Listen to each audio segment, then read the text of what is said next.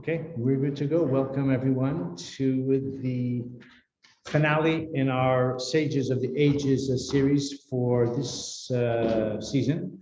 We have studied in the last several weeks about the life and legacy, impact and contribution of Kli Yakar or HaChaim Vilna Gaon 2 weeks ago. Last week we did the Malbim, and tonight we are going to consider the life and times of certainly one of the most impactful Torah personalities of modern times, someone that I'm certain that everyone has heard of, and probably you know a certain amount about him. Hopefully we'll expand the parameters of that category as well as we go along. Now, those who are here in person have the handout.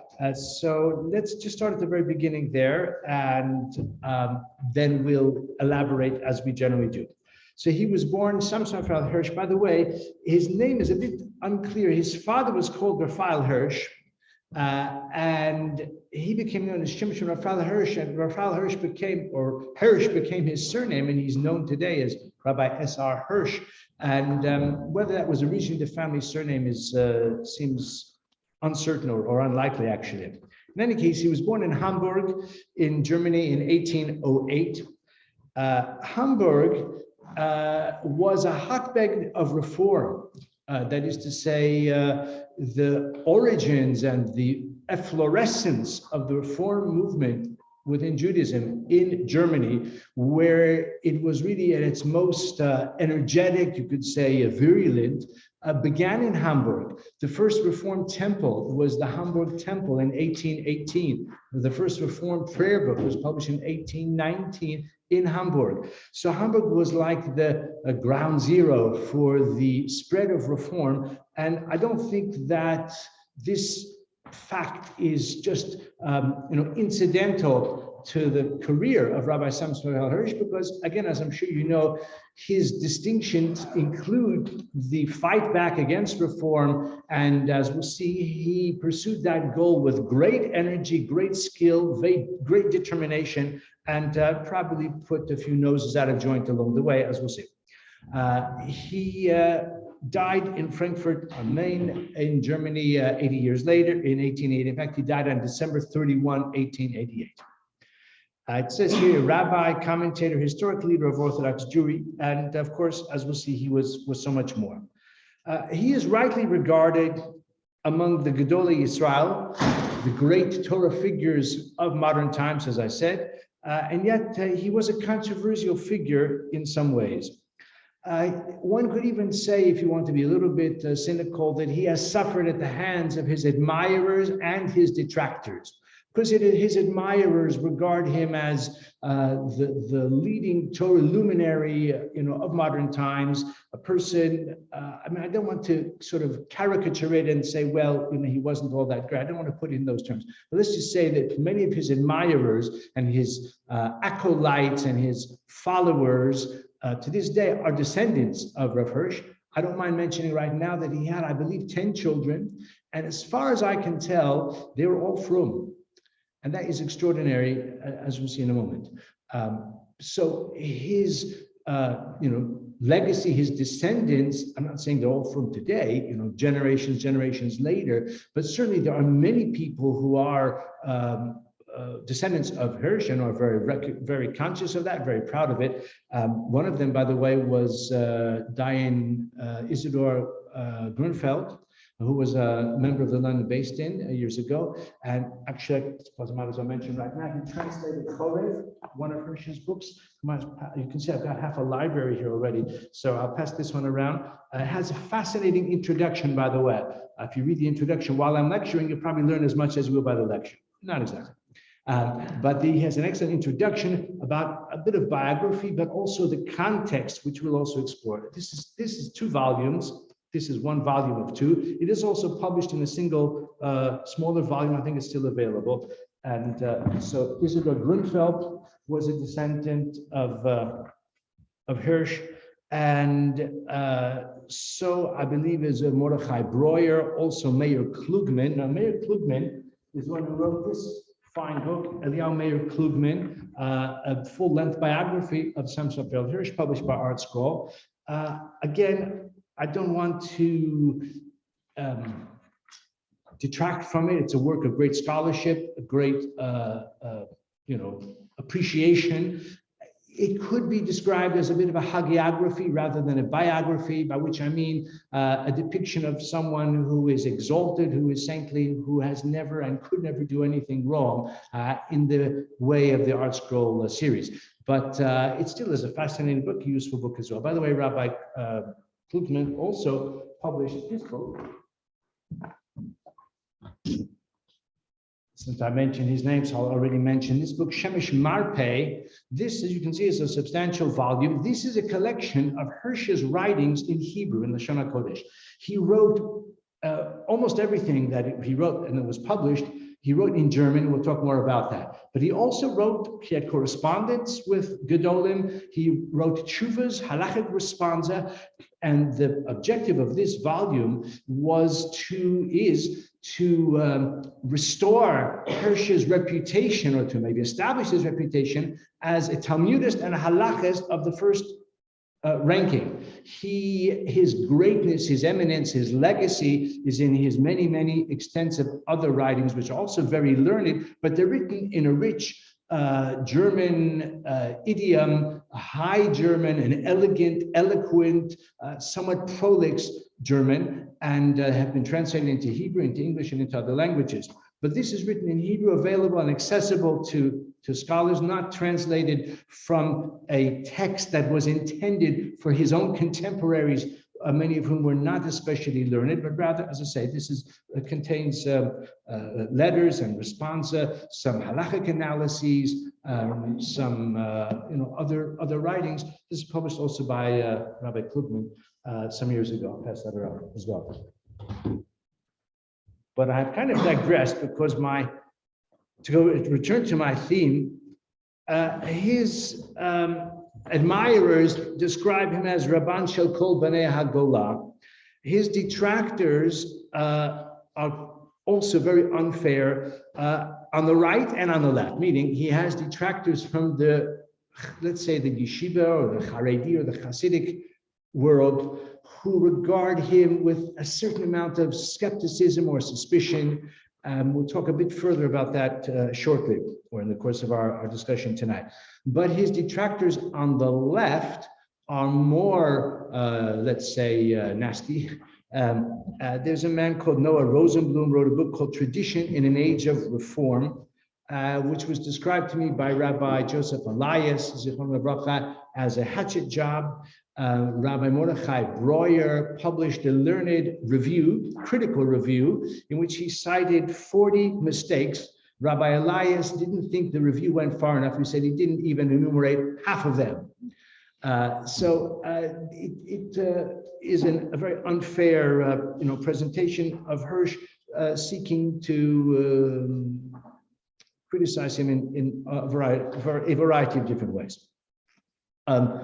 I hope with that introduction, I'm a bit like the judge who begins the hearing by saying, I want the gentleman of the jury to know that last night I was approached by a representative of the plaintiff, and I was offered a generous bribe, which I accepted. But a short while later, I was approached by a representative of the defendant, who also offered me a similar generous bribe. I accepted that one as well. So you should be assured it's going to be heard with complete impartiality.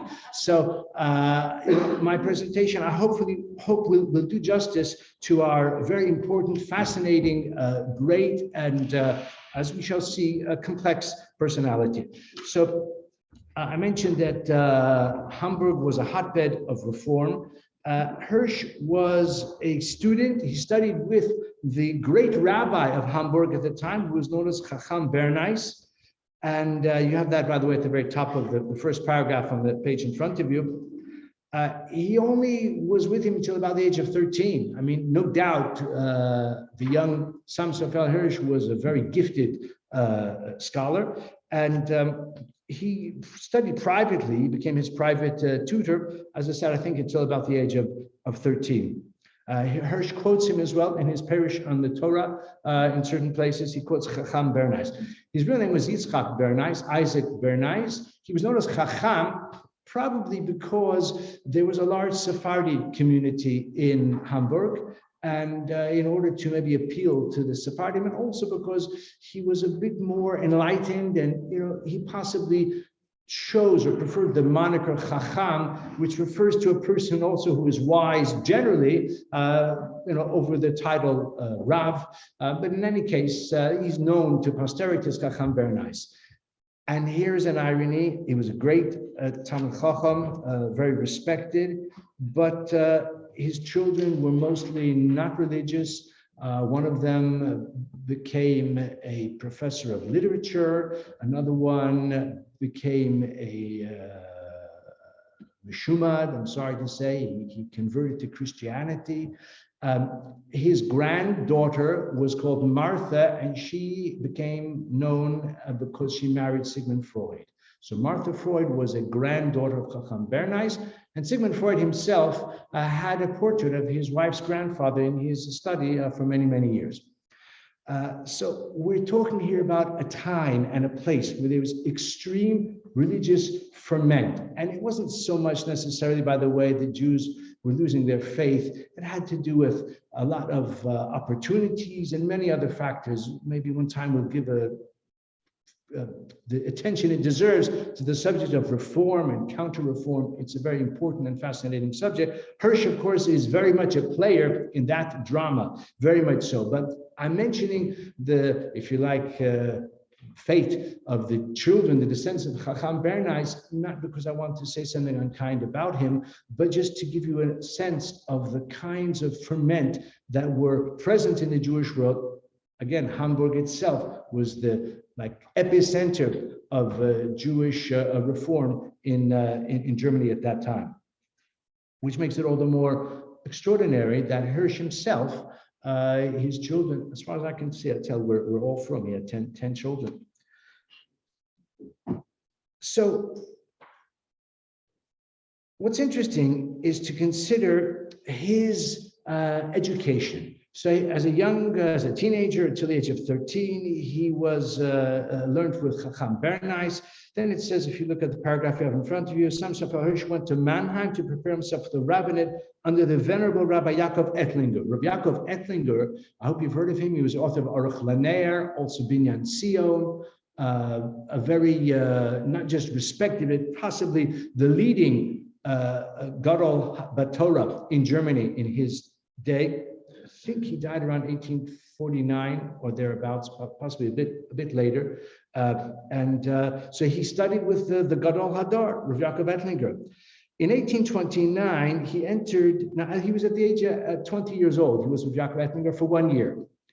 Then at the age of 21, in 1829, he entered the University of Bonn, and he stayed there also for 1 year. So his critics say, he didn't get smicha. He was learned for a year. He went to university, couldn't hack it, left after a year. The critics say that, didn't have stick-to-itiveness or whatever it might be.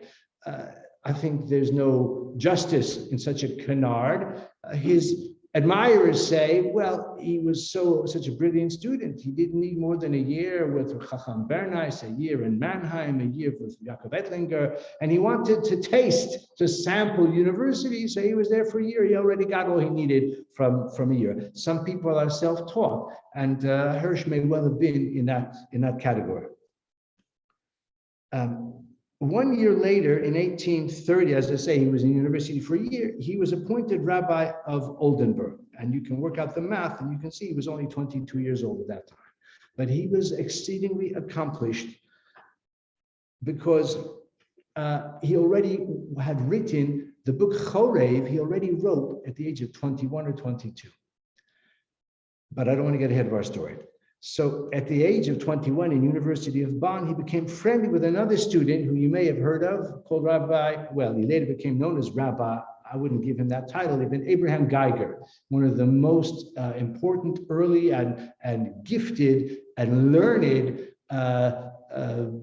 ideologues and also radical ideologues of reform. Abraham Geiger was one of the most radical of the early reformers, but this was possibly before he had progressed in his progressive thinking at that point, and they were friendly during that year. Now, when he went to Oldenburg at the age of 22, he succeeded a rabbi whom I'm sure you have heard of, Nathan Marcus Adler, who became the chief rabbi of Britain and the Commonwealth in the days when Britannia ruled the waves. It's interesting that some years later, because Adler didn't go from there right away to London, some years later, when they were looking for a chief rabbi, Hirsch applied for the job here in London, and he didn't get the job. I think I mentioned last week that Malbim was offered the job in New York, which he turned down. Hirsch wanted the job in London, which they turned him down. It's interesting to speculate how things might have been different if those rabbinic appointments had been taken up. So Hirsch, at the age of 22, had already written Chorev. Now, Chorev is a brilliant and original work in which he establishes the reasons behind all the mitzvahs. It's like a primer, a sophisticated primer to Judaism. He wrote it for the benefit of the teachers of Jewish children, because he said you can't expect the children to understand Yiddishkeit if the teachers don't understand it. And when we say understand, they may have been knowledgeable about some of the principles, some of the practical aspects, some of the skills of being able to lane or being able to understand a Mishnah and how to lead a Jewish life. The teachers may have had that skill, but can they persuade or inspire a young person? Can they equip a young person with the reasons, the understanding for it, the commitment to it, especially in a time when that Jewish commitment is under siege from the outside world? So Hirsch answered the question in the negative, and therefore he set about writing a book which was intended for that purpose, intended for teachers. And as I say, Isidor Grunfeld translated it into English probably 50, 60 years ago, maybe more now. And it is available. I think it's probably still in print. Very useful book. But he first wanted to, he wanted to publish Chorev. And the publisher said, such a large book, the cost, who's going to want to buy it? Prove to us that your writing can sell. So he picked up his pen and he wrote another book, which was his first published book, even though Chorev was actually composed first. And that book catapulted him to rabbinic fame already at a very young age. That book is called The 19 Letters of Ben Uziel. I actually have at home it wasn't the original, but the original English translation. This is the newly translated comprehensive commentary by Joseph Elias. Now, usually newer is better, it's more extensive, and it actually is a fine book. However, Rabbi Elias told us at the time, because I studied with him many years ago, that he wants to do a new edition of 19 Letters, because some of the statements in the original edition are quite radical, and he would like to kind of fill it out a bit more. Basically, he wanted to censor out the parts that are too radical. What are the radical parts? I'm going to do in a moment. So I'll just pass it around. The book itself is quite short. Again, it's an expanded one in English translation. It's quite short. It consists of 19 letters, but it took the Jewish world by storm. Very popular. It was written in a way that engages with the reader, respects the reader, even though the nature of the questions are quite challenging. It takes the form of a correspondence between a rabbi and a questioning student or disciple, maybe a university student or maybe a teenager who has questions about Judaism. And he asks the rabbi, and the rabbi responds. The format of the dialogue, the format of respectfully contemplating and engaging with someone who is asking questions which are in a way heretical. And according to the old style, we would say, Freknish and Kashas, don't ask those kinds of questions. And Hirsch wanted to engage with people, and he published it in German as well, which was of course, the lingua franca. But again, in that time, we're talking the early 1800s, for a rabbi to publish a Jewish book in the German language was rare. Torah writings were always in Hebrew, maybe Ladino, maybe Yiddish, for those, to reach a wider, unsophisticated audience, but otherwise only in Hebrew. But he realized that in Hebrew, he would be immediately preaching to the converted to a great extent.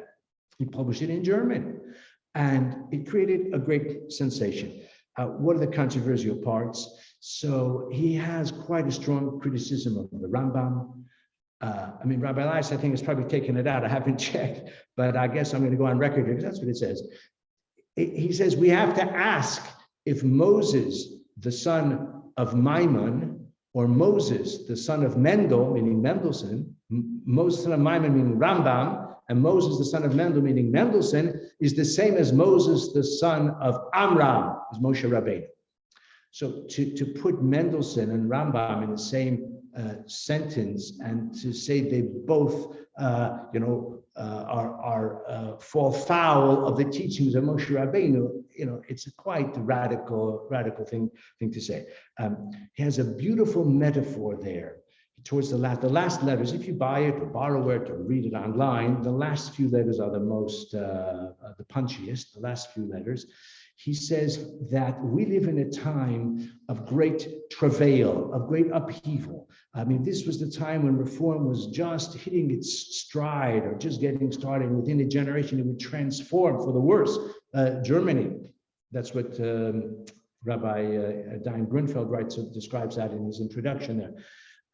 He says, but I would prefer, I find this such a compelling metaphor, he said, I would prefer the cry of distress and the anxiety and the fear in the home of a woman in travail than the silence of a woman who's childless. The household in which you don't hear any sounds because there are no children there. There's no future there.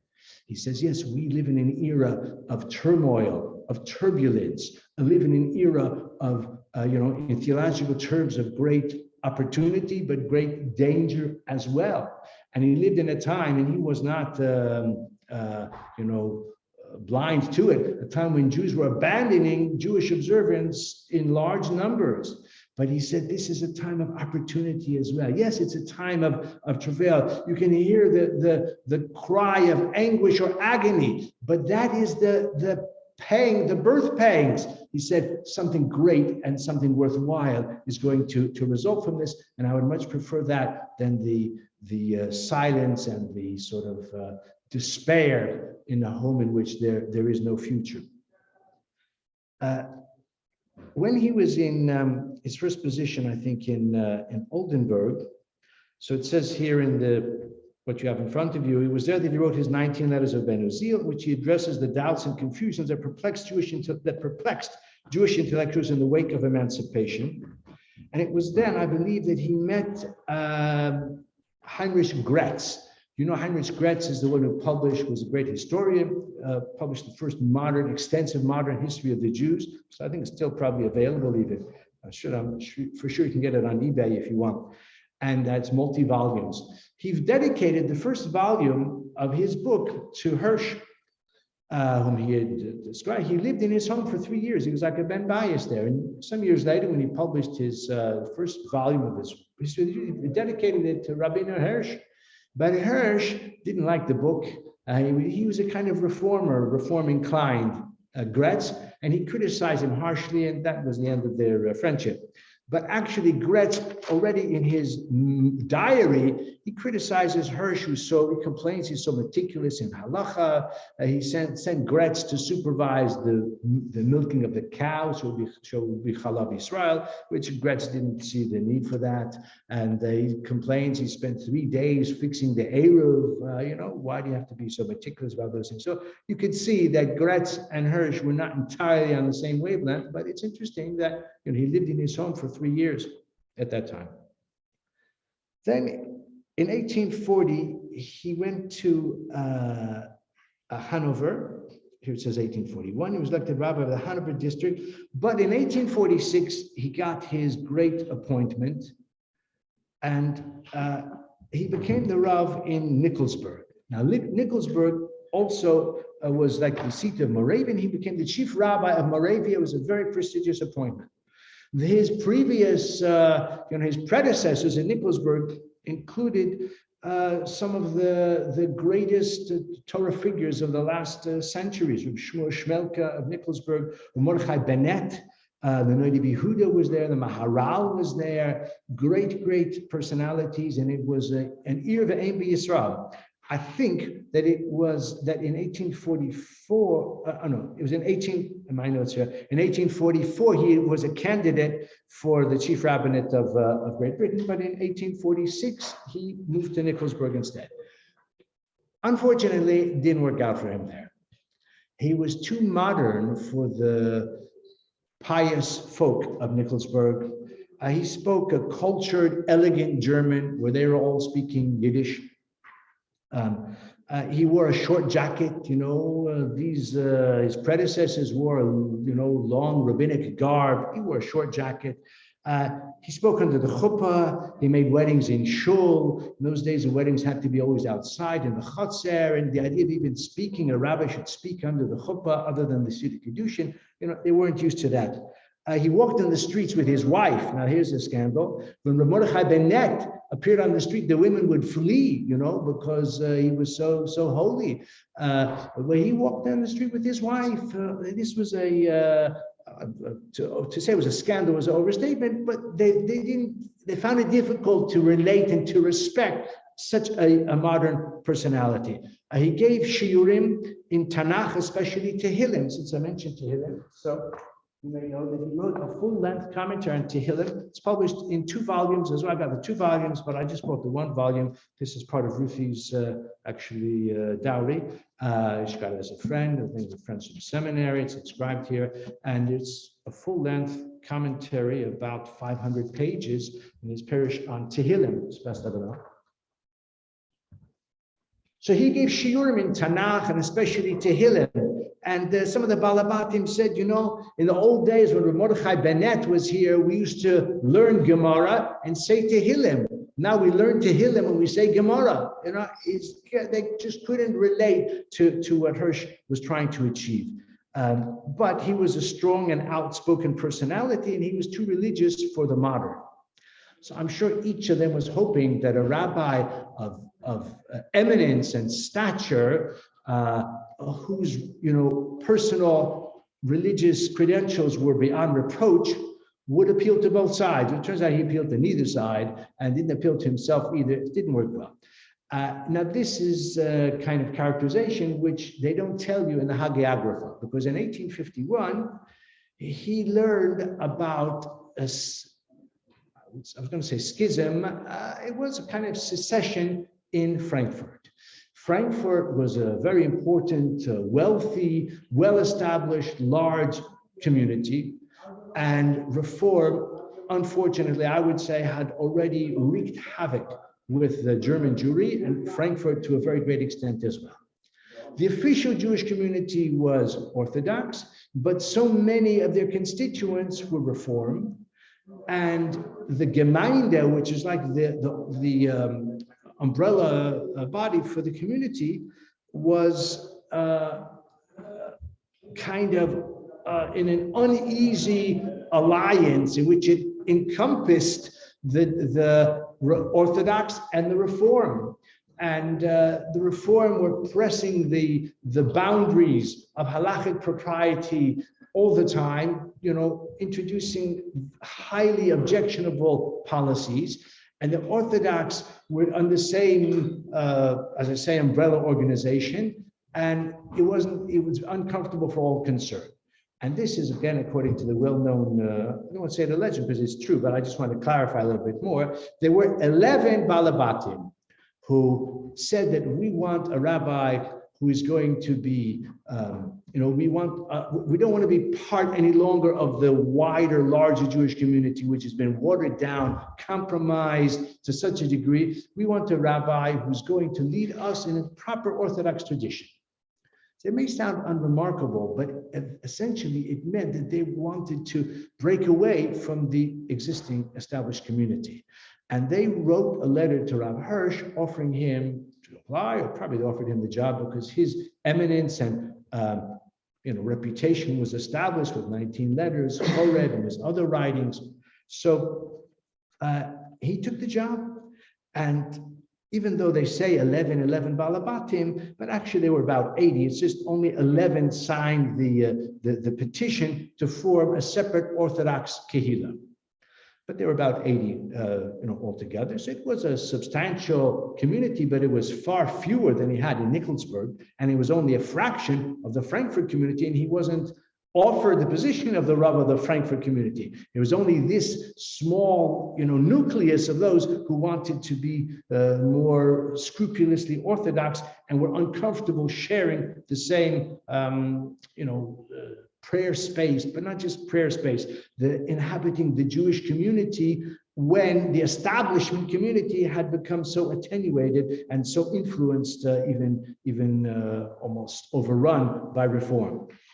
So he moved there in 1851, and after 1 year, a conflict with the Balabatim emerged because they wanted a shul. There was a big shul, but they left the big shul. They need their own shul, so they're probably davening in someone's front room like a shtibel, and they wanted a proper shul. And Hirsch said, "I'm not going to work to build a shul. We need a school before a shul." And this reflects the determination and the foresight, and I would say the greatness of Hirsch. He recognized that in order to transmit to the next generation, and in order to create a movement, you need an educational system. And therefore, he said, we have to first build a school. And so he did. This is the famous Hirsch school in Frankfurt. And he wanted a new school that would be a different school than any of the chadarim that existed previously. And he put into effect a phrase which he did not coin. It's found in Pirkei Avos, but Torah im derech eretz. Torah im derech eretz. And that summarizes the credo of his school. Now it's quite, conventional, but at the time it was a radical idea that he is going to create a school, because they used to have schools, chadarim. First, they didn't even necessarily have a formal school. They had tutors, and those who could afford would pay a tutor, or malamed for all the children, the boys in the shtetl, and the malamdim were of variable quality and skill and dedication and expertise. And those who were more gifted would learn with the Rav, or they would go to another community to learn with a more distinguished Rav, as the case may be. But to the extent that there was Jewish education, it was only Torah. A child at the age of whatever age, according to the wealth and other factors, would be apprenticed out to learn how to be a shoemaker or a cabinet builder, or other crafts, or to be a peddler or a balagala, that sort of thing. The idea of education meant, in Jewish terms, Torah education. The idea of any other form of formal education that you want every child to learn about the world or secular studies, to us, it's conventional. At the time, it was radical. But that was his vision, and of course, he brought it into reality. Now, Hirsch was a polemicist. He was a gifted orator. He was an author. He was a publisher of Yeshurun, which was like a monthly newspaper that he published, that he wrote most of the articles. In 1877 came a great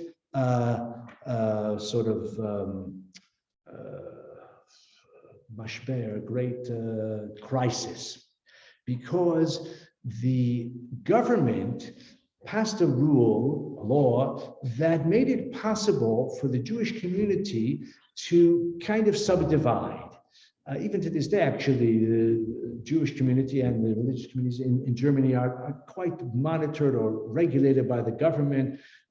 They have money allocated to them as well. In any case, they only allowed one Jewish community. The Jewish community is, whatever it is, the Jews have to organize themselves under one community.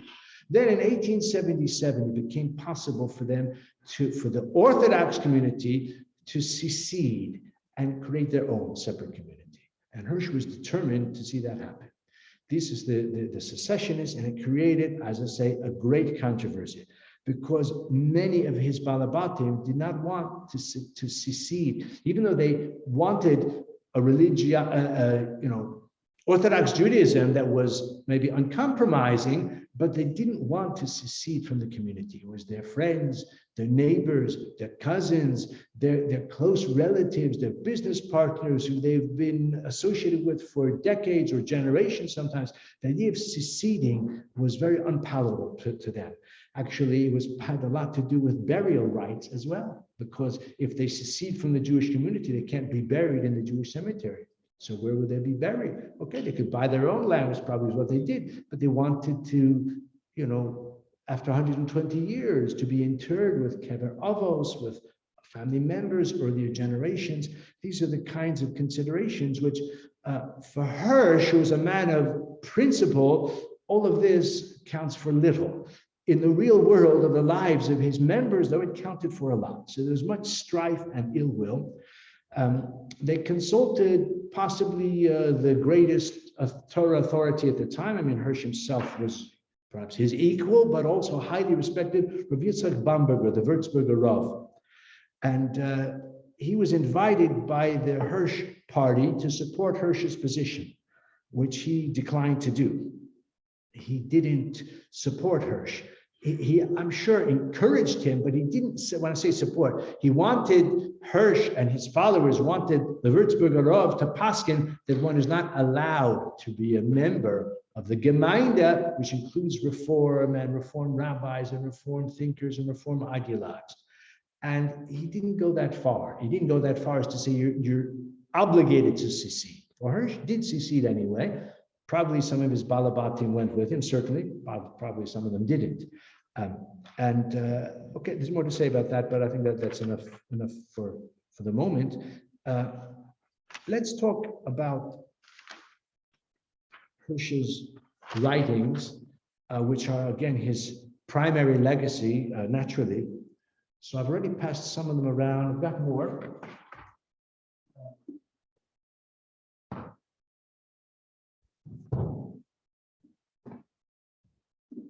So his greatest renown probably rests with his Torah commentary, of which this is one volume. And I mean, this is Bamidbar, because we're reading Bamidbar now, so I just passed Bamidbar around. It was translated into English. I'll just see when it was translated, probably. This was the second edition in 1973, but there was 1964. That's when this was published. About 10 years ago, a new edition, a new translation was published, and the new one is probably better, more readable. The difficulty in translating Hirsch into English is that he wrote in a very rich, high Germanic style, very elegant, very eloquent, very sophisticated, a bit wordy. And when you should try to render it into, I won't say colloquial, but contemporary English, it's not so easy to do. This was 1964, close to 60 years ago. So it seems a bit dated in terms of the English style. So the new one is probably better. I do have the new one at home, but I brought you this one because I inherited it from my father, so I brought you this one. He also has collected writings that were published. All is published by Feldheim, by the way. Feldheim has published all of Hirsch's writings in English, some in Hebrew as well. And he has collected writings, about 7 or 8 large volumes. Fascinating work. I couldn't bring it because it belongs to my learned daughter Yocheved, and she took it with her to Israel. So it was on my shelf for a while, but on one trip, she obviously said, I want it, so she took it home. Took it with her, so I can't bring it tonight, but it makes fascinating reading as well. So actually, I do have a volume of the new translation of Hirsch Chumash. I brought this Vayikra. Notice Vayikra 1, because like Malbim, he also has 2 volumes in Vayikra, because he's very interested in language and in the technicalities. Well, not so much technicalities, but in the symbolism of the Karbanos. So I open up some of the chapters in Vayikra about the Karbanos, the sacrifices, and I, in my simplicity, struggle to, let's say, derive the deeper meaning, at least at the level of every single particular Karban and its symbolism and its significance. Hirsch does that for us. I'm not saying he expounds on every single verse, but he has sometimes extended analyses which bring it to life. Again, it's sophisticated. It doesn't necessarily make for a short vort that you can say over, to a friend or at the Shabbos table. Although much of his material does lend itself. Actually, we'll see some examples. Anyway, I'll pass this around. These other two books that we're talking about now, this is the Etymological Dictionary of Biblical Hebrew, based on the commentaries of Samson Raphael Hirsch. Now, this is written by a contemporary writer, published probably about 15 years ago or thereabouts. It's literally a dictionary. You can look up all Hebrew roots, and you can find how Hirsch explains it, explains the association and the meaning and the how it's related to other words. Now, his etymologies have been criticized for their excessive creativity, and some of them are quite speculative, not that convincing. But others are brilliant and illuminate the meaning of the words and of the Hebrew language in a way which is dazzling and very satisfying. So, as I say, someone has written the whole book of a biblical an etymological dictionary of biblical Hebrew based on Hirsch. I'll just pass that. My friend, you're sitting right here, so you're getting all the passing duties. And then this is the index to the Hirsch Chumash. The commentary is so extensive that someone separately, again, maybe 10, 15 years ago, has published a separate index of subjects, which is actually very useful, because if you want to give a shiur or dvar Torah, or you've got bar mitzvah of your son, bat mitzvah of your daughter, and you want to say something that's inspiring to her, inspiring to the audience, so you can look up something here. You may have to simplify it, according to the occasion, but again, it's an index of subjects, which is a very useful resource. So let's look at an example of his writings. So the 19 letters we spoke about already. He wrote in a literary, cultured, sophisticated, eloquent German. And I'll just mention one or two other ideas about the 19 letters, that he was so effective because for the first time, a rabbi was writing in the German language and engaging directly with reform.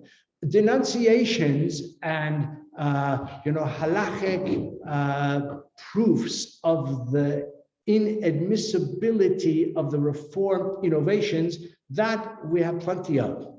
We find, okay, we'll save that for another lecture. In any case, many wrote about that, Hassan. So for minutes, Hirsch was the first to oppose reform on their own terms, to write firstly in a language that the reformers and their sympathizers, although all the floating voters, as we say now, would read and appreciate.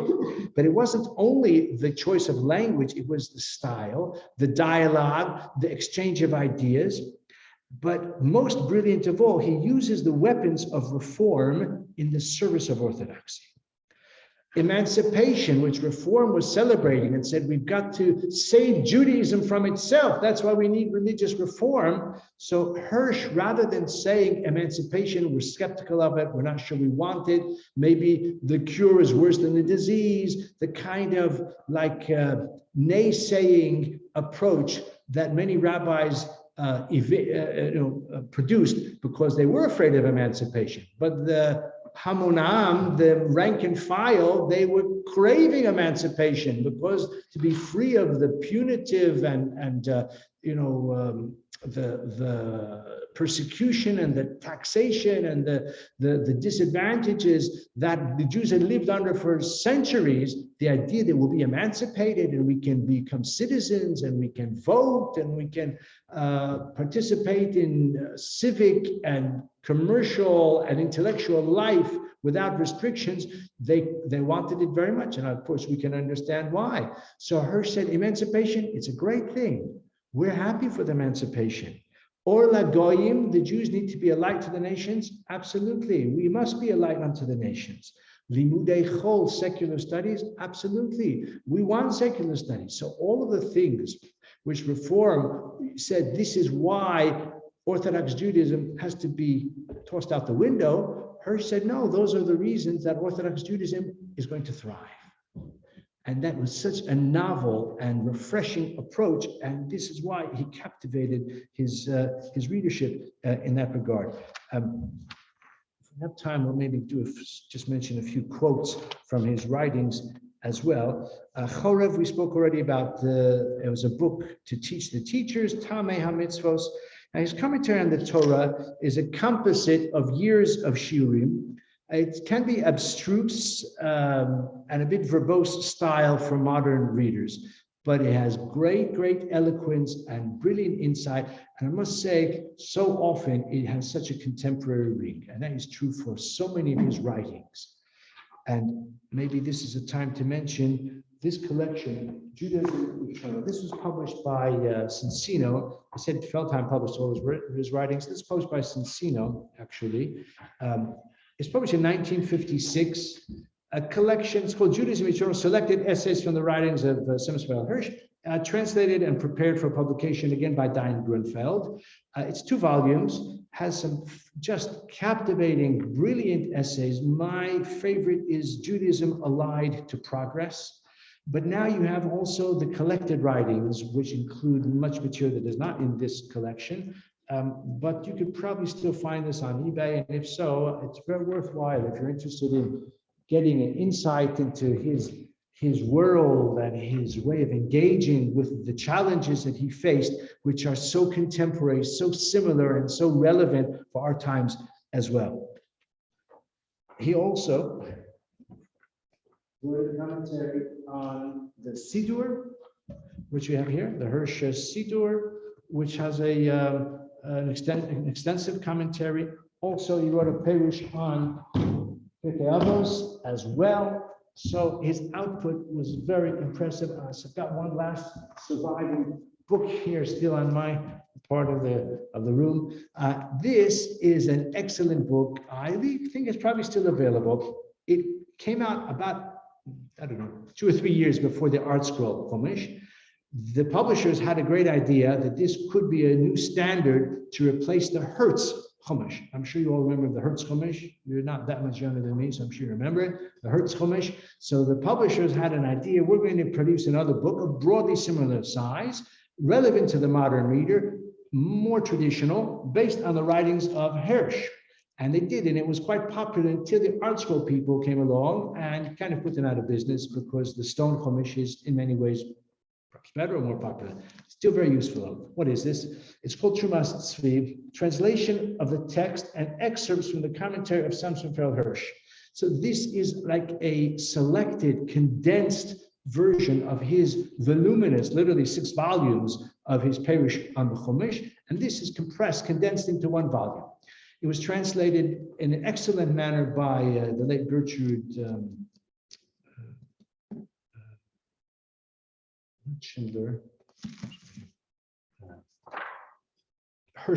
Gertrude Hirschler. English translation from the original Hirschler, but it was edited by Rabbi Ephraim Oretz, whom I knew quite well, Zechron Bracha.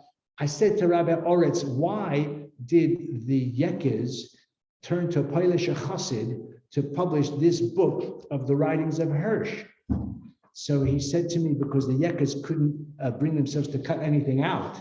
So they wanted a 1-volume thing, so they had to get me to do it. So I edited it, and a very excellent book. As I said, I don't know whether it's still available, perhaps it is.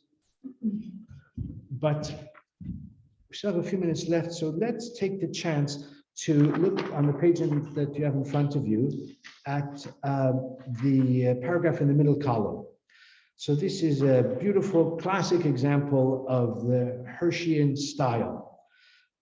It's a pasuk towards the end of the Torah. V'yashlicheim. God drove them from their land with anger, rage, and great fury, and he exiled them to another land where they remain even today. V'yashlicheim el eretz acheres kayom hazeh. V'yashlicheim. Now the word v'yashlicheim, and he exiled them, or he sent them out, is spelled like, well, it's spelled in Hebrew, v'yashlicheim. I don't need to tell you the word, but my point is the lamed is large. If you have a chumash, whoever has that chumash, got a chumash here, take a look, and you'll see that the letter, the lamed is large. And he says the following, and he exiled them. In the Torah, the letter Lamed, in the word Vayashlichem, and he exiled them, is written larger than the other letters. The outsize of Lamed focuses attention on the message contained in the word Vayashlichem, and he exiled them. Why did Hashem exile the Jews from their land? Well, I'm sure there are multiple reasons, but Hirsch suggests a very novel reason, which is hinted to in the word Vayashlichem. Wherever Jews are in Galus, in exile, they were sent there by God as a large Lamed, to serve as a great instrument of Lamed, of teaching, and to disseminate the principles of monotheism, ethics, and morality among the nations of the world. He says the Jews were sent into exile to be a great Lamed, to teach the nations of the world, to teach, to be exemplars of morality, of probity, of religious observance, to teach people to be exemplars for the nations of the world. So you see how he is like expropriating, co-opting the language of the reform about Or Lagoyim, you have to be a light unto the nations, and this sort of thing, which they said, and that's the reason why we can't be Orthodox anymore. We've got to reform Judaism to save it from itself. Hirsch said, you're absolutely wrong. The way to be a Lamed is to be faithful to who we are. Just since we're looking at this page, on the right side, you have a page. It's not that maybe legible in your copy, but from the original German. And as we've mentioned a few times, it has been translated into Hebrew, into English, and I think other languages as well.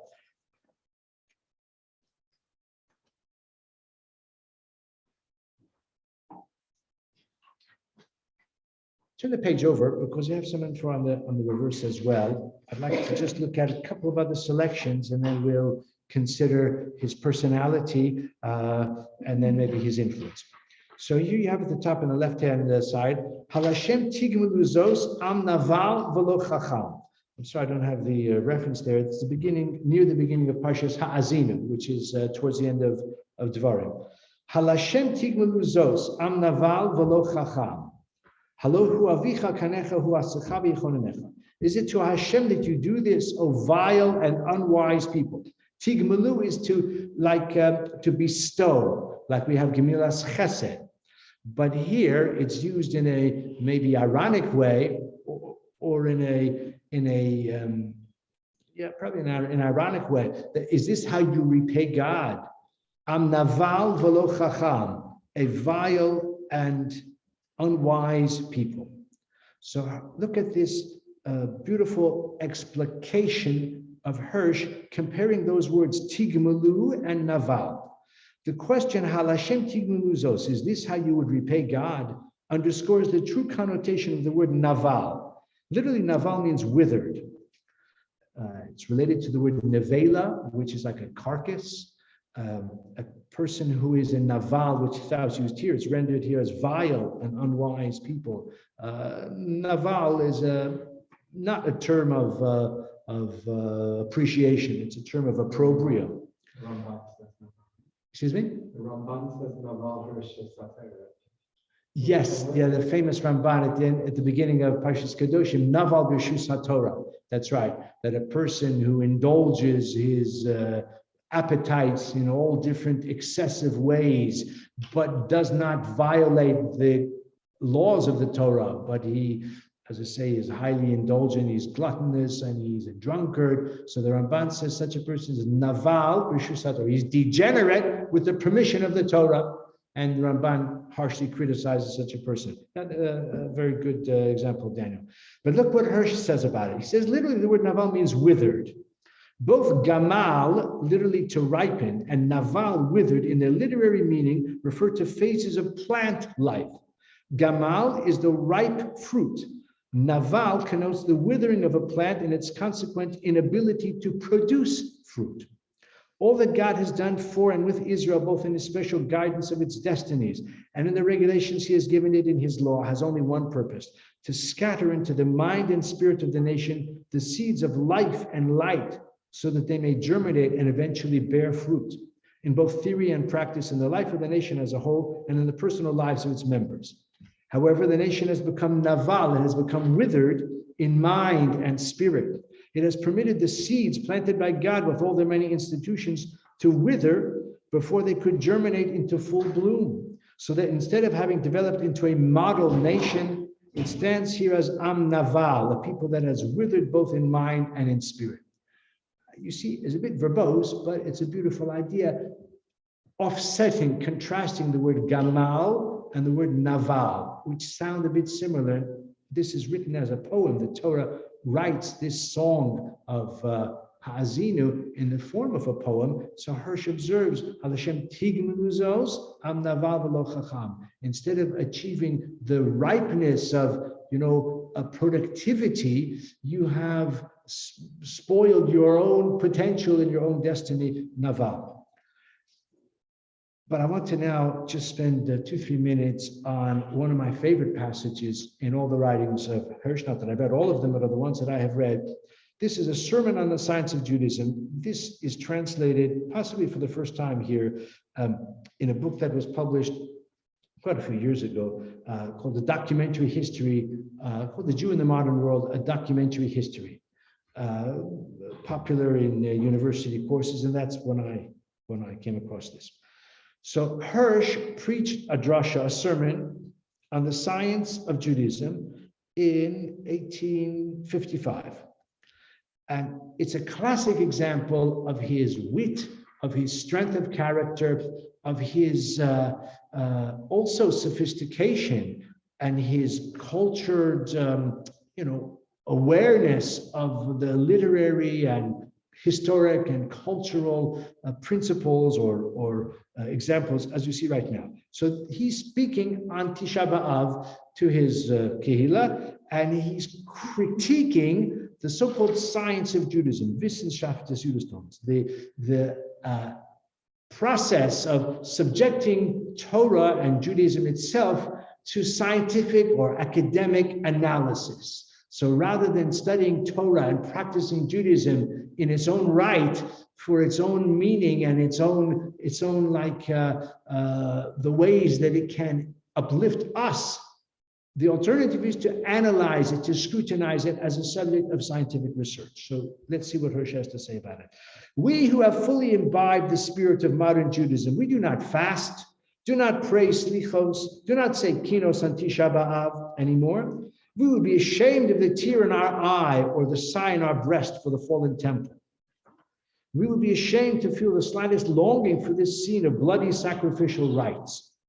For us, alas, all this has become a myth, with our feelings refined by a cruel reality, and with our unbiased scientific insights, we understand and evaluate all this very differently. Moses and Hesiod, David and Sappho, Deborah and Tirteus, Isaiah and Homer, Delphi and Jerusalem, the Pythian tripod and the sanctuary of the Cheruvim, prophets and oracle, psalm and elegy. For us, all this has been peacefully encased and buried in our mind, reduced to one and the same human origin. For us, all this has received an identical meaning, human and transitory and of a bygone age. The fog has lifted. The tears and sighs of our fathers do not fill our breasts anymore. They fill our libraries.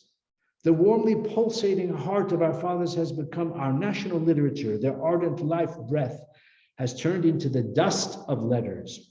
On Tisha B'Av, we let the old Jews pray slichos and cry kinos. We, however, know much better than they do in which centuries these poets flourished, in what meter they wrote their verse, at whose breast they fed when they were sucklings. We adore Jewish antiquity so much that we raise all the dust in the libraries and collections in order to verify the dates of birth and death of these authors and to register correctly the inscriptions on their tombstones. We take care that now, as the old Judaism is carried to its grave, at least its memory is kept alive in histories of literature, and that now and then the evergreen around its grave sheds a few of its leaves upon our scholarly temple. Our simple-minded fathers did not believe in the death of these authors at all.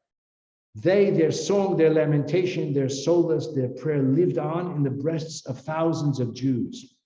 While their weather-worn tombstones were crumbling in the graveyards, every Jewish heart was their mausoleum and ensured them the only kind of immortality they desired, that the song might obliterate the poet, the prayer its author, and the thought the man who has given expression to it. What they had thought and felt and sung and lamented became the living property of the nation, its origin, the mortal individual, the accidental organ by which these national feelings and thoughts have been voiced, could now step back into the shadow of oblivion. Will these deceased spirits delight in the literary gratitude of our generation? Whom will they recognize as their true inheritors? Those who prayed their prayers and forgot their names, or those who forgot their prayers but remembered their names? I mean, maybe I'm just a bit cynical, but to me, this is brilliant. You know, if I, okay, it's not my style, I'm a bit nicer than that, but it's cutting, it's sarcastic, but he demonstrates, again, to me, an expertise and a familiarity with all the cultural, or a selection of the cultural norms and the references, the literary and historical and philosophical references to Greek mythology and, you know, to this sort of thing, which shows that he could meet them, the reformers, on their own terms. We'll just finish, because time is just about up now. Hirsch, the man, was a strong personality. He was always immaculately, I would say an imposing personality, always immaculately attired, as if a born aristocrat. He wore a top hat, he wore a black suit, he had piercing eyes. He was a master stylist, orator, polemicist, as we've seen. He was very strong-willed and self-confident, not easy to get along with. And as I said, he did probably fall out with a few people along the way.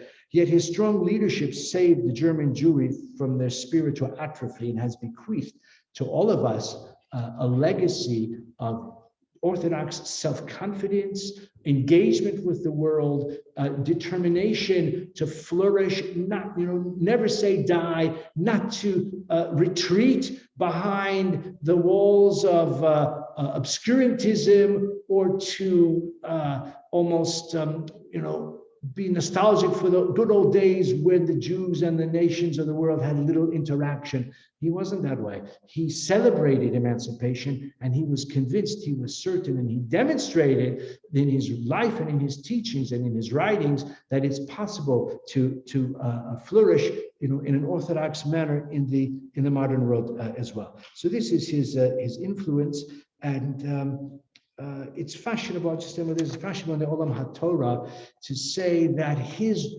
approach was a haras shah, was a temporary path, a temporary concession to the sort of crisis of the time, but he never really meant it l'chatchila. He never meant it as a preferential, like the preferred approach to Judaism. This is not so. Anyone who reads his writings will see that's not the case. And those who advance that, maybe that was their view of it, meaning they may regard that sort of compromised position as one that should not be pursued ab initio. But he certainly saw it as something that is ideal. In my personal opinion, although I'm not a Hirschian in the full sense, but certainly I think we all, everyone in this room, whoever's listening to this shir at other times as well, I think we have benefited from his, as I said, his self-confidence, his determination, and his literary output, which continues to enlighten and inspire us even to this day. So thank you to everyone who's here tonight, for those who've been with us over this series, and I hope you'll agree that we have learned a bit more about important personalities. When we hear their names, when we read their writings, we have a bit of understanding of who they were, and appreciate all the more what they've done for us and for the Jewish future. Thank you very much, and Laila Tov. Good.